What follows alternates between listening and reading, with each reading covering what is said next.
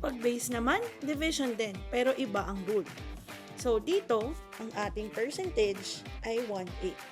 Samantalang rate ay 30%. Remember, kailangan muna nating i-convert ang rate to decimal. So, ang ating solution ay magiging 0.30. Tandaan na ang numerator lagi ang nasa loob ng long division. So, this will be 1/8 divided by 0.30.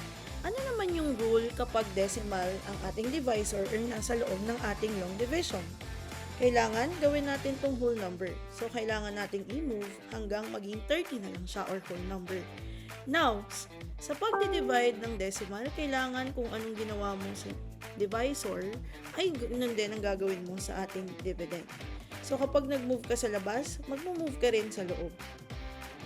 This time, dahil wala kang i-move, magdadagdag na lang tayo ng 2 zeros. Huwag niyo itong kakalimutan para maging tama ang final answer ninyo. Now, saan tayo kukuha ng 30? From 180. So, that is 6. 6 times 30 is 180. Now, may natira pa tayong 3 zeros dito. Iakyat na lang natin yan to get the final answer. So, remember, ang base ay whole number. So, wala talaga itong decimal numbers. Sundan ninyo ang lessons na ito para masanay din kayo mag-compute. See you!